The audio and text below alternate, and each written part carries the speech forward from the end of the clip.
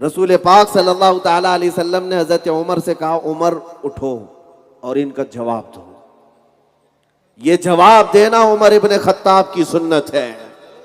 کسی بھونکنے والے کو سن کر کے یہ مت کہنا کہ بھونکتا ہے تو بھونکنے دے نہ.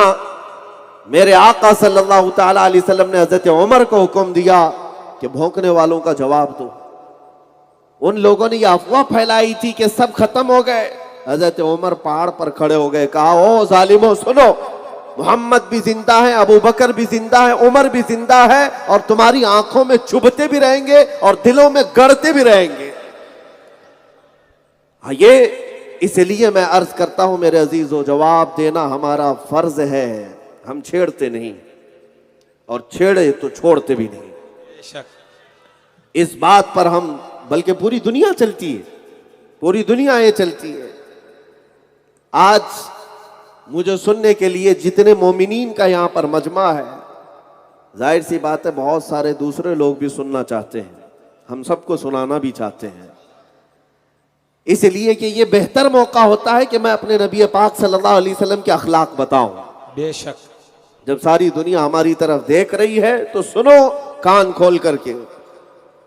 سچ فرمایا مولانا اشرف صاحب نے, حضور کی ذات پر وہی انگلی اٹھاتا ہے جو ان پڑھ ہوتا ہے, جاہل ہوتا ہے, جس نے کبھی علم کی بو باز سونگھی ہی نہیں.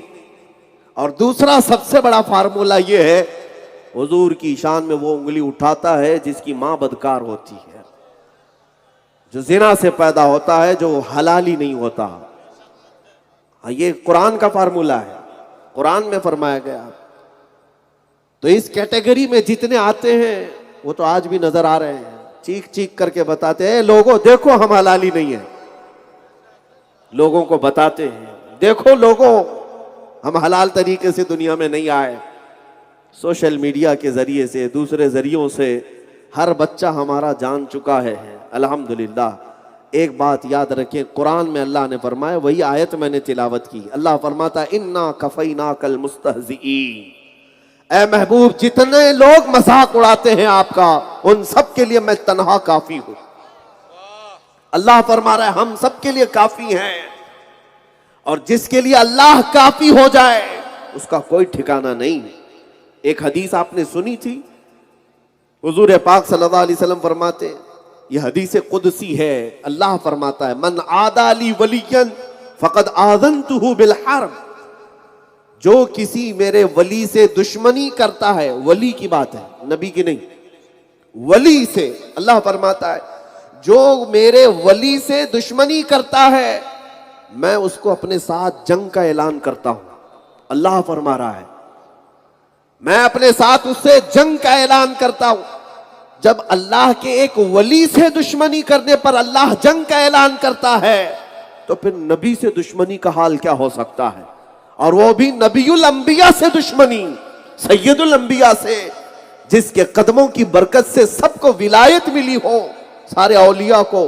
اس سید الانبیاء سے اگر کوئی دشمنی مول لے تو پھر رب ذوالجلال اسے کہیں کا نہیں چھوڑتا. ہاں اس کا انجام تو بہت برا ہونا ہے. آپ یہ سوچتے ہوں گے کہ بھونکنے والوں کو آزادی کیوں ملتی ہے. قرآن میں اللہ فرماتا وَلَا يَحْسَبَنَّ الَّذِينَ كَفَرُوا أَنَّمَا نُمْلِي لَهُمْ خَيْرٌ لِأَنفُسِهِمْ إِنَّمَا نُمْلِي لَهُمْ لِيَزْدَادُوا إِثْمًا وَلَهُمْ عَذَابٌ مُهِينٌ.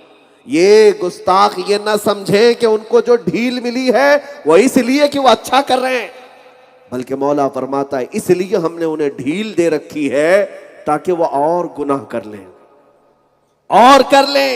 وَلَهُمْ عَذَابٌ مُهِينٌ, اور پھر ہم نے ان کے لیے ذلت والا عذاب رکھا ہے, ذلت والا عذاب رکھا ہے. میرے عزیز دوستو, تاریخ اٹھا کر کے دیکھو کہ ابو لہب بہت بھونکتا تھا, مرا کس طرح سے. ابو جہل بڑی گستاخیاں کرتا تھا, مارا کس نے اور مرا کہاں پر.